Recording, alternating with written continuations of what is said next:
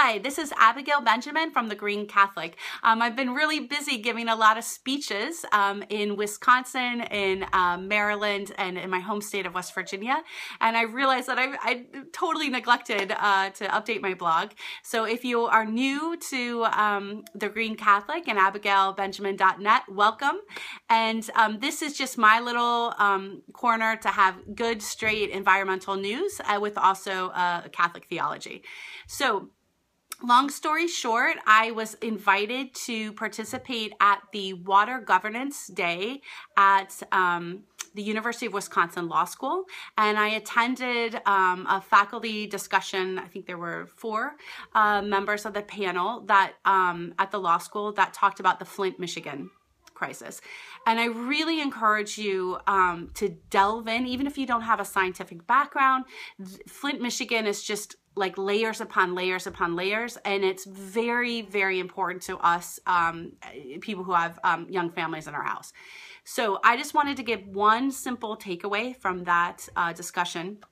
And this is from Abigail Cantor, who's a chemist, and she was giving her perspective on the Flint, Michigan crisis, which was, it goes deeper than just, a single decision to not add an anti-corrosive agent to the water, that this is a long-scale problem of neglecting preventative maintenance in our pipes. So the neglect to kind of do that stitch in time saves 9 has resulted in really an environmental catastrophe.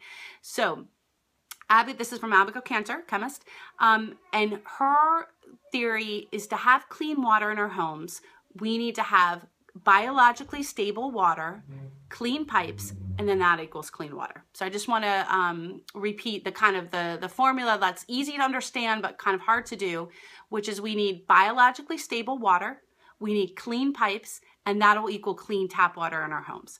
Now, unfortunately, I think as like every housewife knows, when you put off that preventative maintenance, it just can really lead to trouble. And so if you can picture water flowing through a pipe, all that gunk and gross impurities that develop, the scientific name for that is a biological film. So I would call that gunk in mom speak, but a biological film develops on the outer rim of the pipes.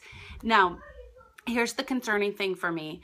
The way the water interacts with the biological film is so complicated that even the chemists, even the experts, they can't write a mathematical formula to predict clean water in the home.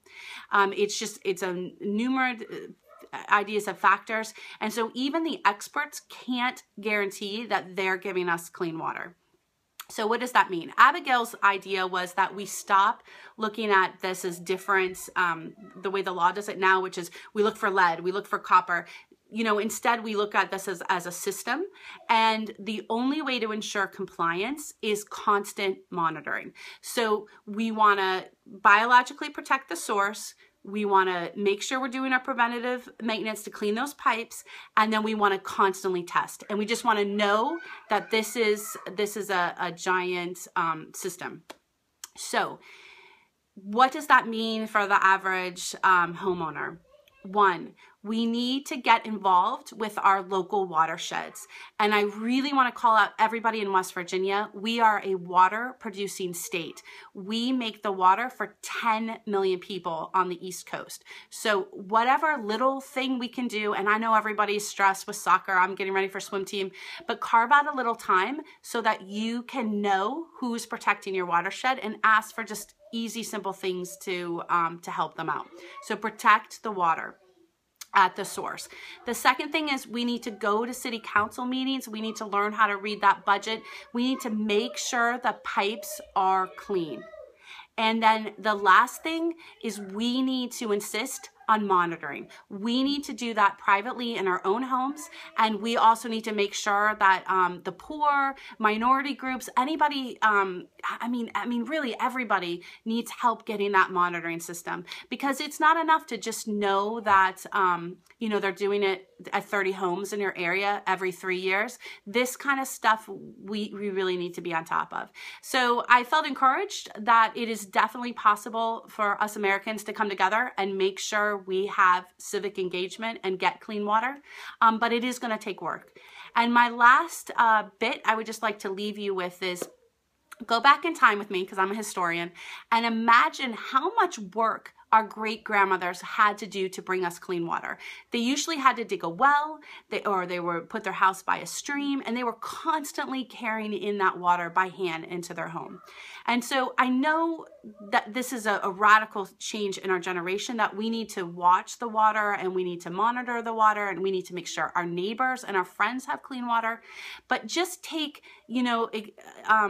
just take inspiration from the slight bit of work that your grandmother did and your great-grandmother did to provide clean water for your family. And let's take that back and let's make sure that clean water is a human right.